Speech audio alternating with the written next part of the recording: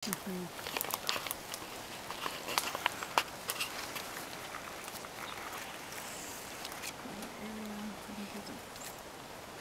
But in the second time, it's not recording. So it's standby. Oh, that's okay. Just press the red record button. All right. Yeah. All right. Thank you for listening.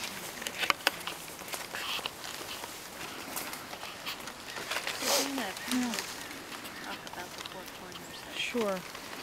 As everybody knows, Karen was very much a Wiccan, a pagan, a witch, in addition to many other things.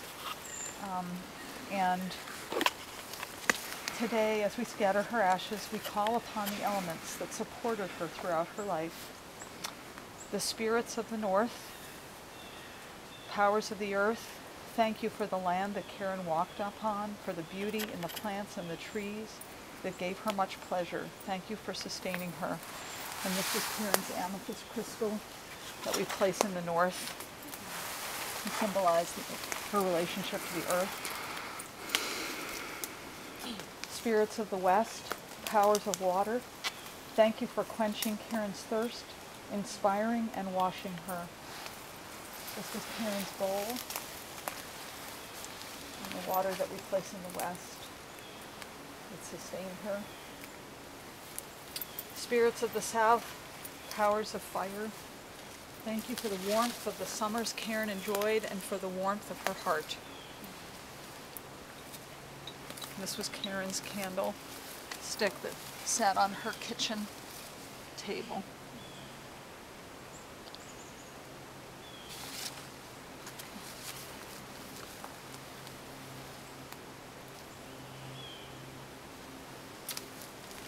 And finally, spirits of the east, powers of the air, thank you for supporting Karen with every breath that she took, and may the last breath that we were present for, that she took in this life, become the first that she took in the next. And where's the feather?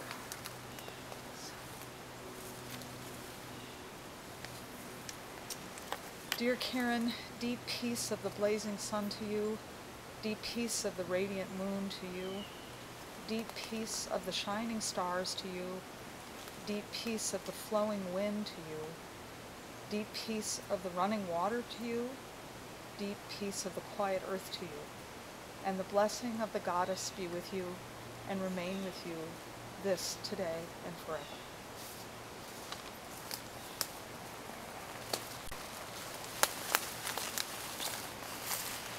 I hope that each of us read or say a little something as you choose, and if you choose, starting with the oldest record. I'm going to read Karen's poem, Road to Row. I never made the connection before what a mountain pass really is. The hillsides rise steeply around me and the river, which helps gorge out this pass many years before. We are already high above the Deerfield River. The road winds along the river with the trees close beside. No matter how much green cover there is, this land is granite carved out by long ago glaciers.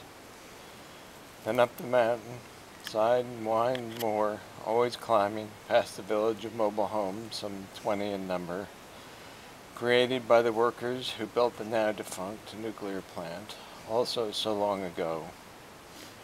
After all the road widening for safety, the road narrows rather suddenly at a large tree, as if they decided to keep the tree and not the road.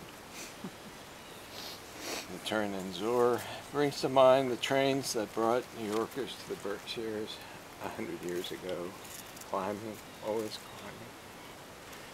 We reached the town line. We are in the heart of the forest here, with the trees and all manner of growth crowding the sides of the road.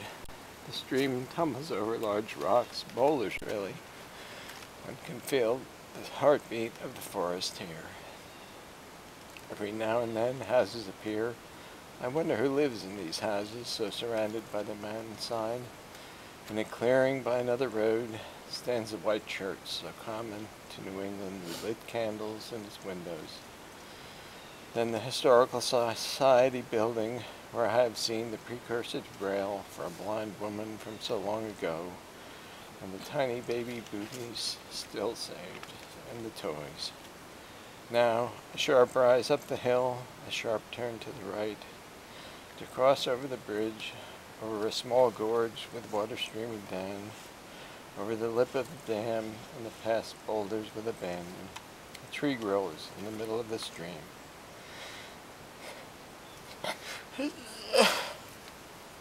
And I am home.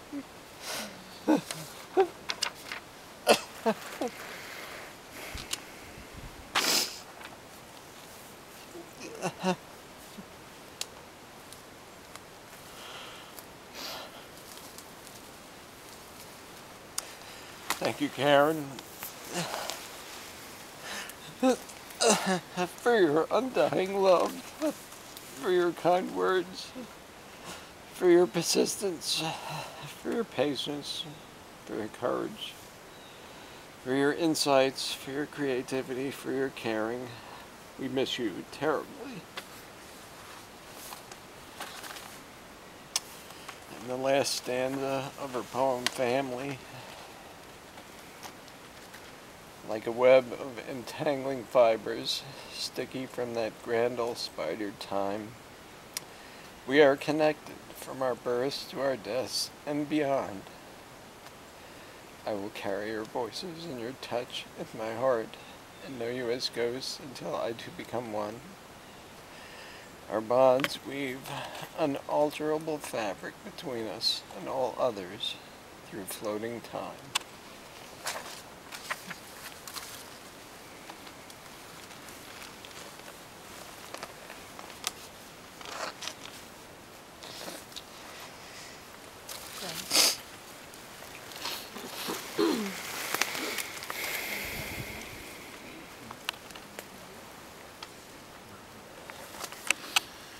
You have a book of her poems, don't you?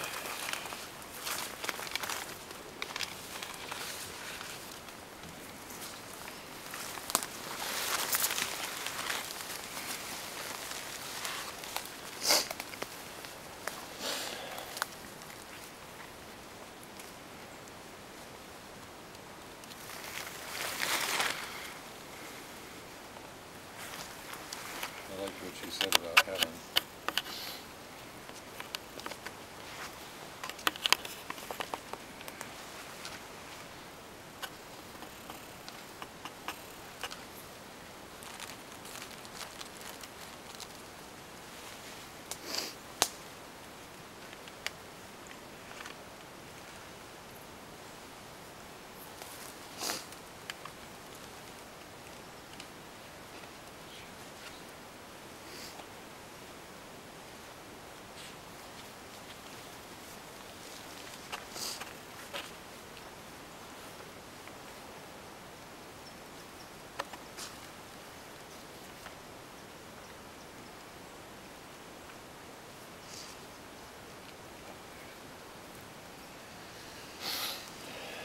My idea of heaven.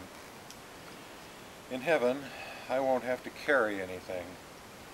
Whatever I choose will float along next to me somehow, miraculously not bumping into anyone else.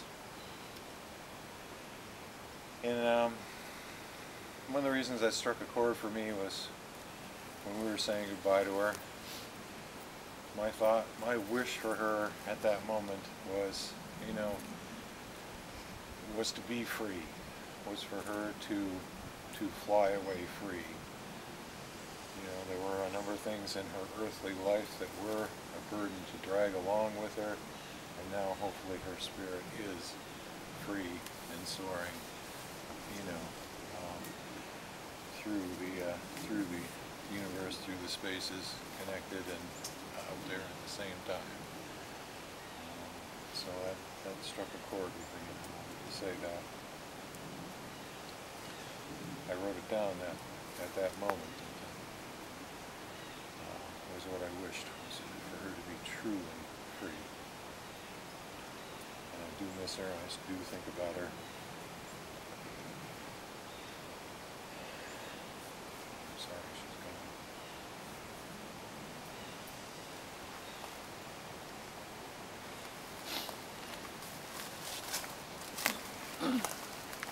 Kathy or anybody else from Doug's family who have anything to say?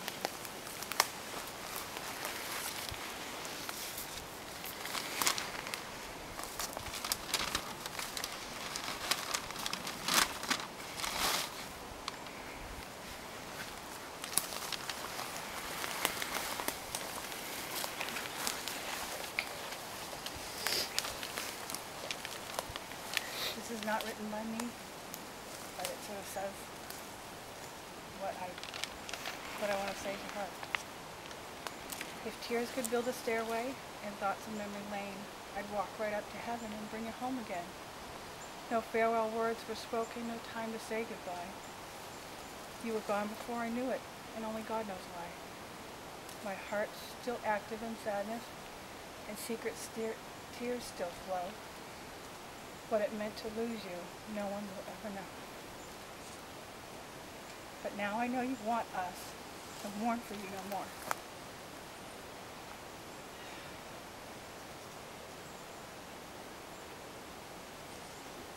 To remember all the happy times life still has in store. Since you'll never be forgotten, I pledge to you today, a hallowed place within my heart is where you'll always stay. I love you, Kate.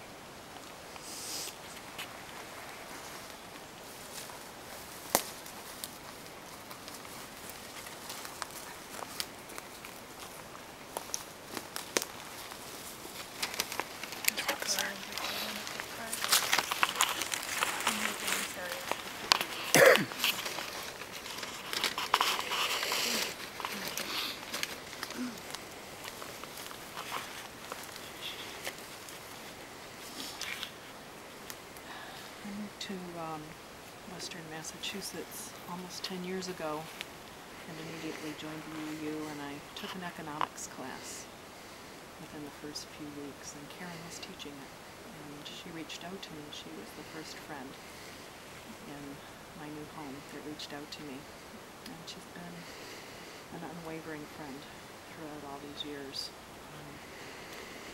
You know, in the time since she died, it's funny how people grieve. You know, I realized that I didn't know her the same way that a lot of you know her, and many of you have all known her longer than I have, and I learned so much more about her that I wish I had gotten to know through her.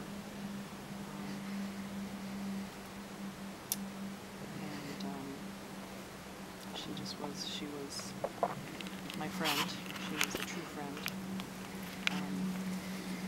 And I took a reading from The Prophet by Khalil Gibran. You may know this. And it's his farewell to the people that he had spent time with and shared his wisdom with. It's 2 sections from that farewell. People of Orphalese, the wind bids me leave you. Less hasty am I than the wind, yet I must go. We wanderers, ever seeking the lonelier way, begin no day where we have ended another day, and no sunrise finds us where sunset left us. Even while the earth sleeps, we travel. We are the seeds of the tenacious plant, and it is in our ripeness and our fullness of heart that we are given to the wind and are scattered. Brief were my days among you, and briefer still the words I have spoken.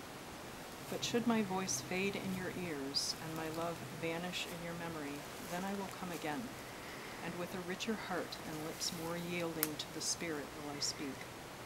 Yea, I shall return with the tide, and though death may hide me, and the greater silence enfold me, yet again will I seek your understanding, and not in vain will I seek. If aught I have said is truth, that truth shall reveal itself in a clearer voice, and in words more kin to your thoughts. I go with the wind, people of Orphalese, but not down into emptiness. And if this day is not a fulfillment of your needs and my love, then let it be a promise till another day. Man's needs change, but not his love, nor his desire that his love should satisfy his needs. Know therefore that from the greater silence I shall return. The mist that drifts away at dawn, leaving but dew in the fields, shall rise and gather into a cloud, and then fall down in rain. Farewell to you and the youth I have spent with you. It was but yesterday we met in a dream. You have sung to me in my aloneness, and I of your longings have built a tower in the sky. But now our sleep has fled, and our dream is over, and it is no longer dawn. The noontide is upon us, and our half-waking has turned to fuller day, and we must part. If in the twilight of memory we should meet once more, we shall speak again together, and you shall sing to me a deeper song. And if our hands should meet in another dream, we shall build another tower in the sky.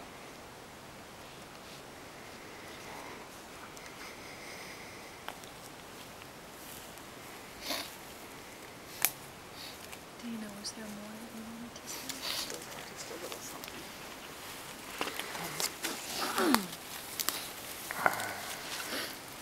In keeping with Karen's affinity for all things Celtic, I brought her rings today that she always wore. The Celtic cross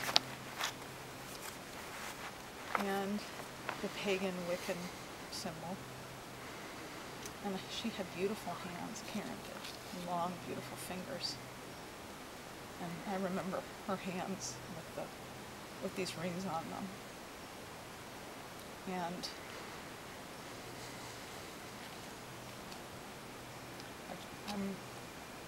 I'm feeling like Karen is with us today, and I know she's with me right now as I've been grieving some other losses. And I feel like Karen was one of my greatest teachers, and she keeps teaching me things.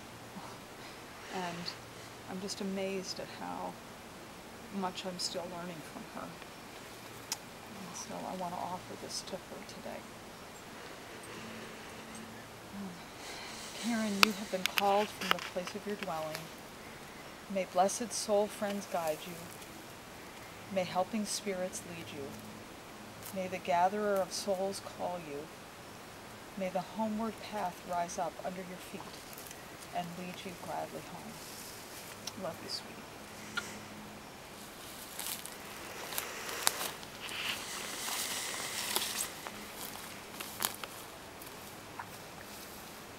Come down here so I can look at Karen's picture.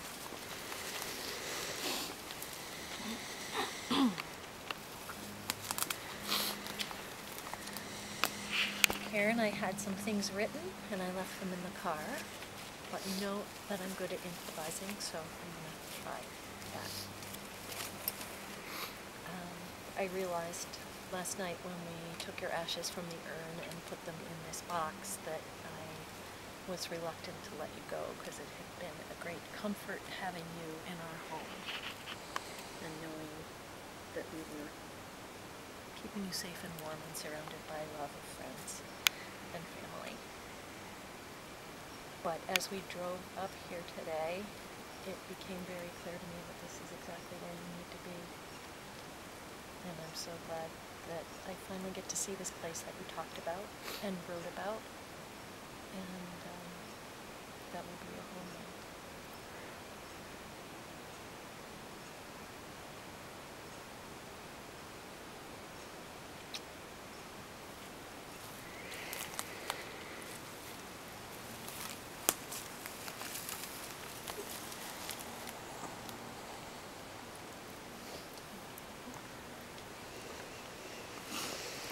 I'm going to, with your permission, blow out the candles so that none of us, in making a circle of ash around the tree, will have to worry about pants, hems, or shoes, or anything like that. Does that seem okay to everybody? Yeah. You can hold that one. Okay. I'll give this one to you. Whoa.